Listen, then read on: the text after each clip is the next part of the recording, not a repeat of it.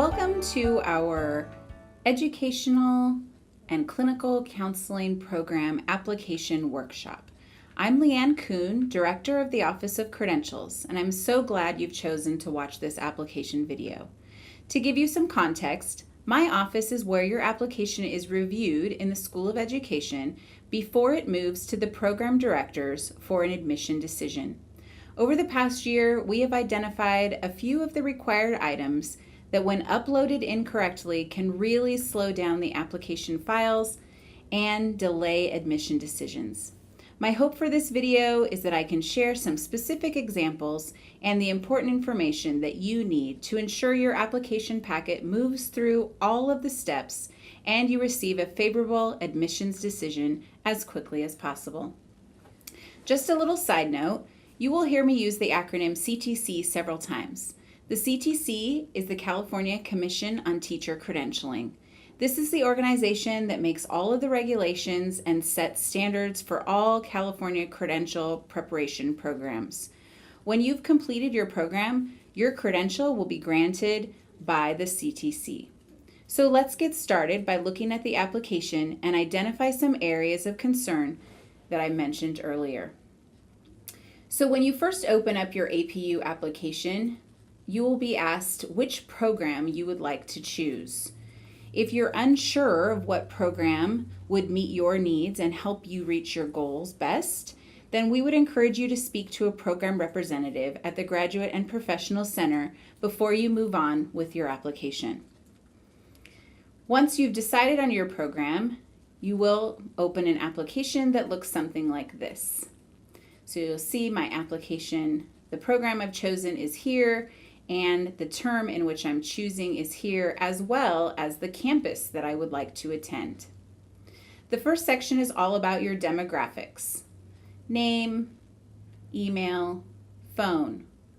You want to make sure that you click Save and Continue at the end of every section so that if you need to leave the application and return at a later time, you won't have to redo any of this work. Your mailing address,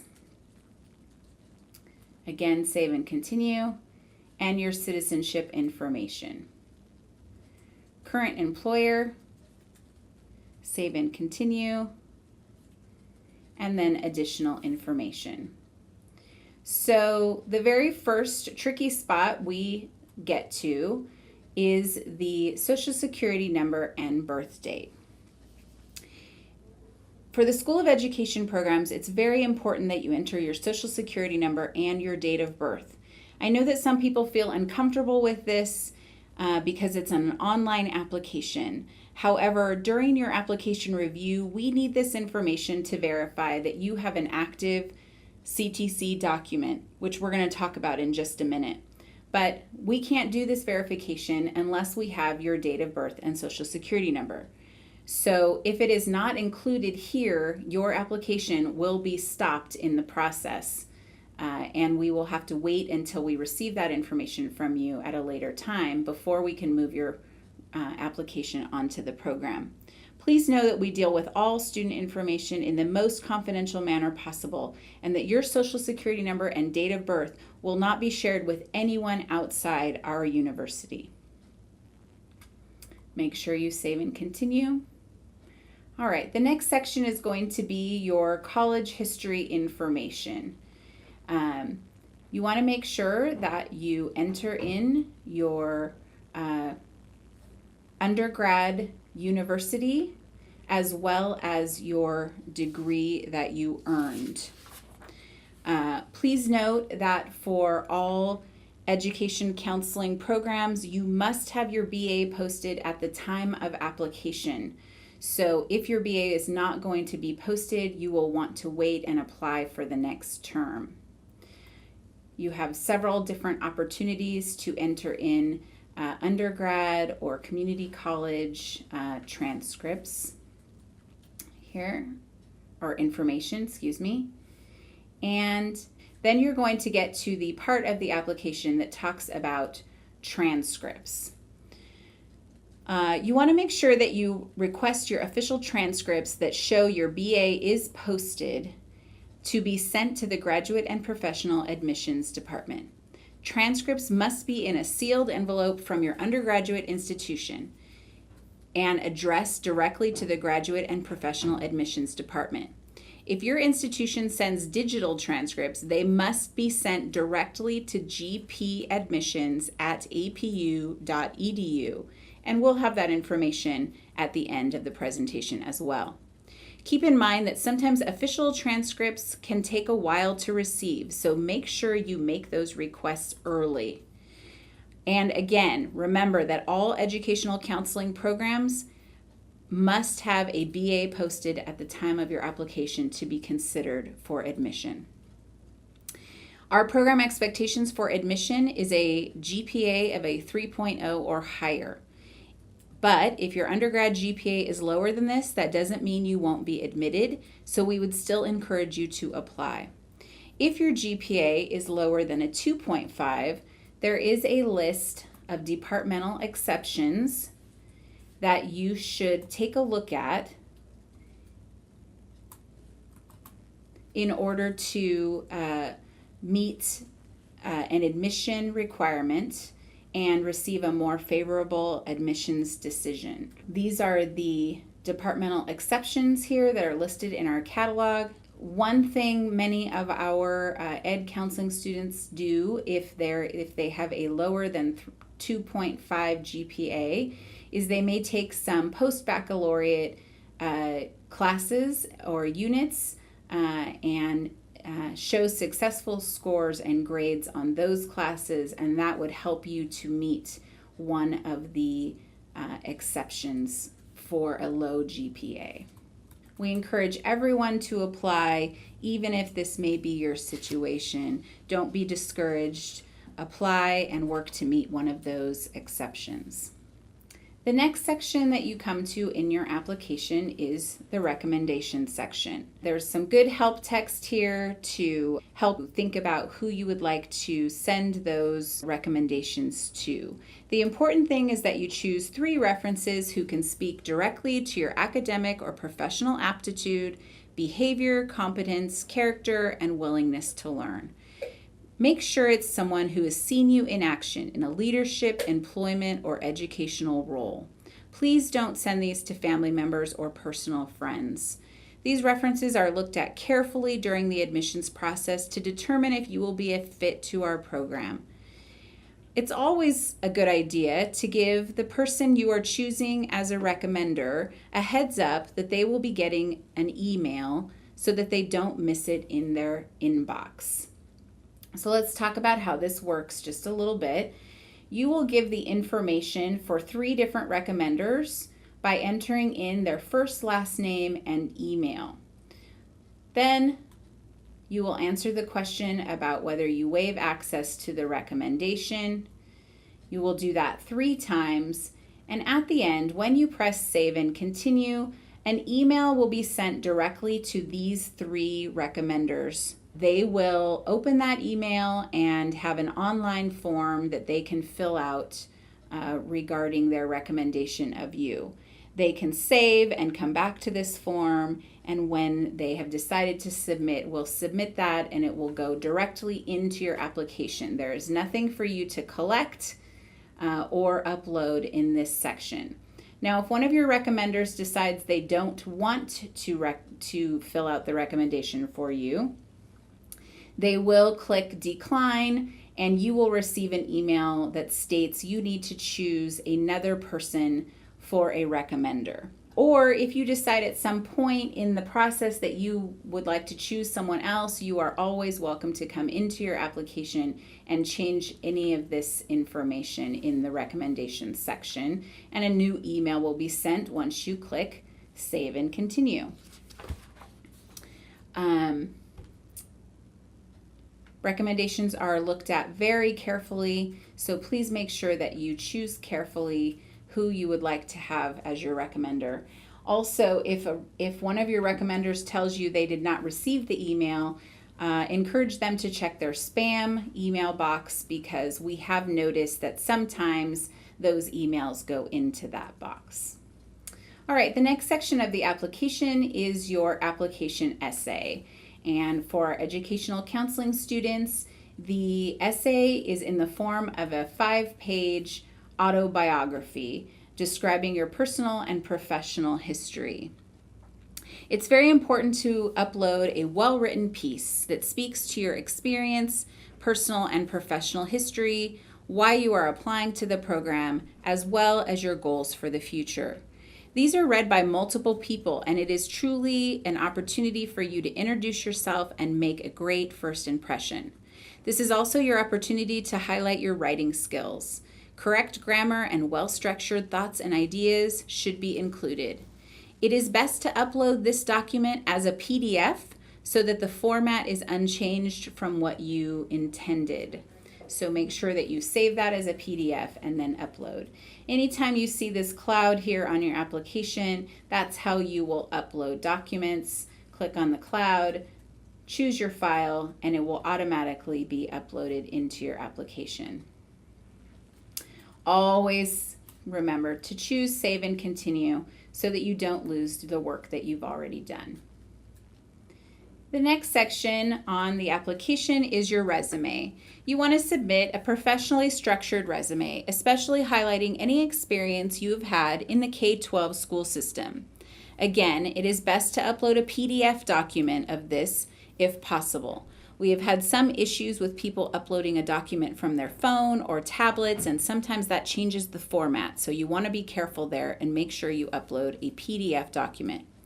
If you don't have a resume, which I would really encourage you to develop for your own professional future, you can use the link here for the Statement of Experience form instead.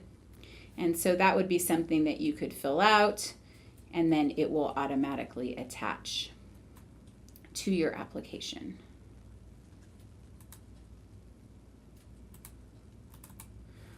All right, once you have saved and continued here from the resume section, you're going to go to the next section, which is providing proof of your basic skills requirement. For all of our School of Education programs, the basic skills requirement must be satisfied before admission can be granted.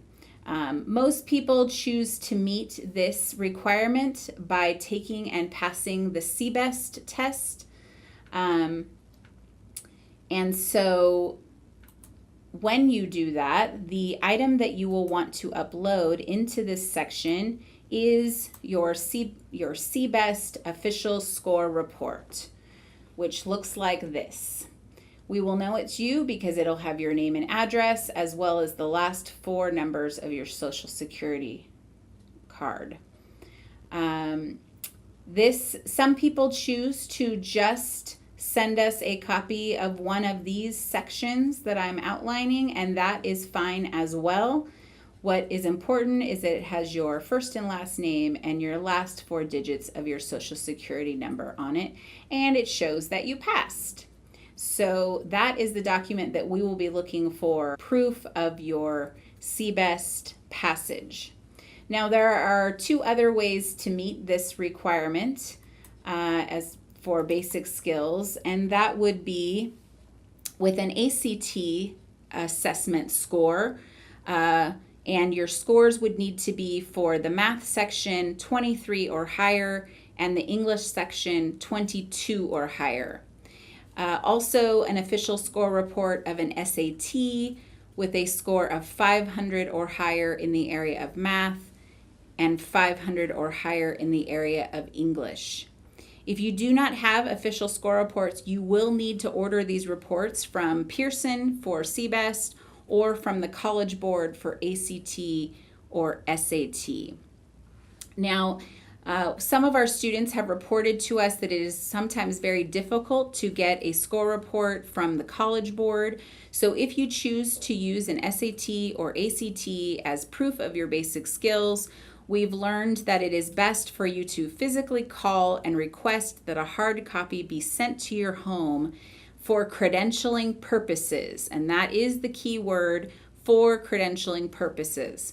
Otherwise, they are going to want to send you a digital copy, and at this time, CTC is not accepting digital copies. So you want to have a hard copy. Also, later in the process, when you're done with all of your coursework, your credential analyst is going to have a hard copy of those official score reports in order to apply for your credential. So the bottom line is you need to understand your application will not be accepted with anything other than official score reports. And those are something that you need to order and receive and then upload into your application in order to be considered for admission. All right, our next section here is all about a valid CTC document. If you hold a valid CTC document like a 30-day sub-permit or a previous teaching credential or a previous PPS credential, you do not need to apply for a COC or a certificate of clearance. You simply need to upload a copy of your valid CTC document. So what we would be looking for here would be something that looks like this, which shows your previous documents and also shows expiration dates so that we know that they will be valid through the course of your first semester in our program. So it can look like that, or it might look like this. Again, shows your previous credential, will have your name on it, and will show validity dates with expiration dates.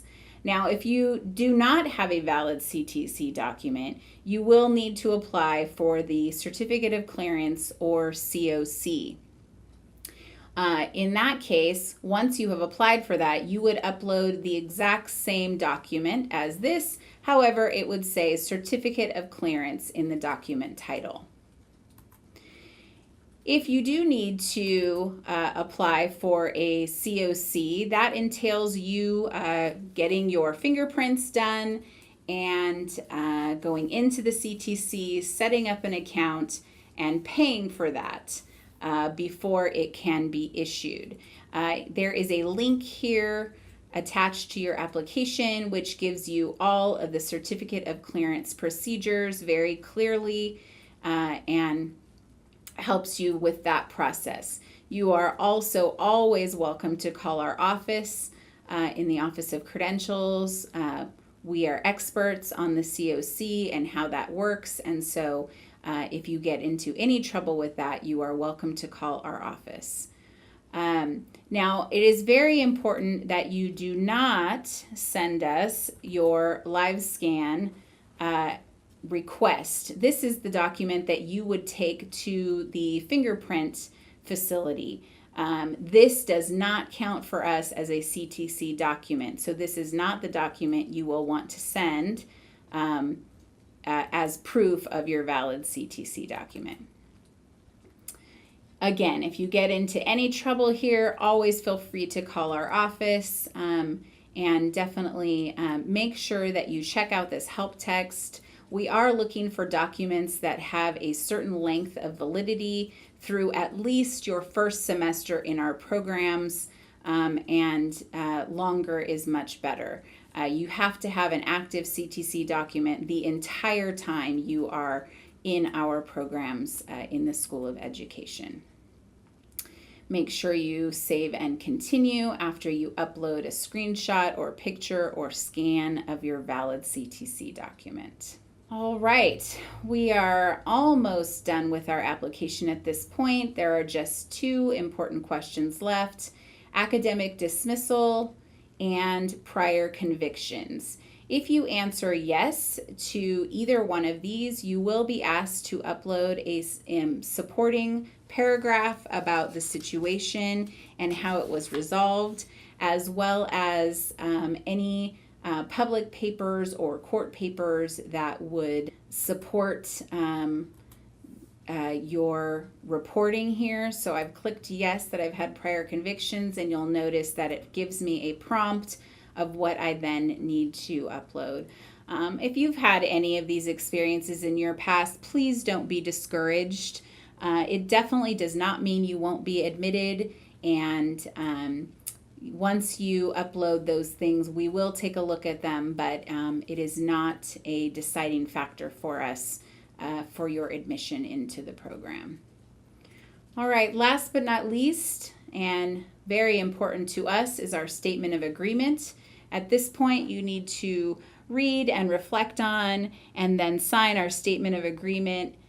If you can agree with all of those items, and then you will give your electronic signature here and save and review your application.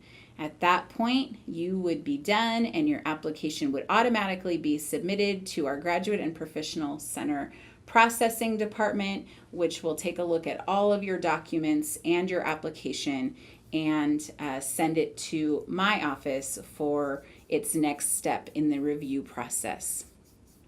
Lots of people ask how long it will take before they receive a decision, and there is no pat answer for that question. The Graduate and Admissions Department, along with my office and the entire School of Education, strives to complete the whole process in less than a month after all of your final documents have been uploaded. And many times that can happen much quicker, especially if your application includes all of the correct items that we've covered here. Like I said earlier, official transcripts can take a while to receive, so that is often the last documentation we are waiting for. So make sure you make those requests early, and remember, for educational counseling programs, you must have a BA posted on your transcripts in order to be considered for admission. Thank you so much for watching. We hope that you found this information helpful. We look forward to seeing all of your files in our office very soon.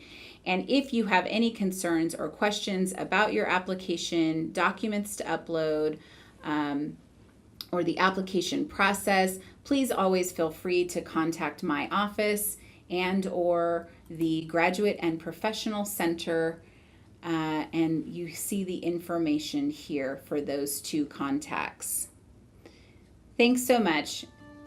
Have a great day.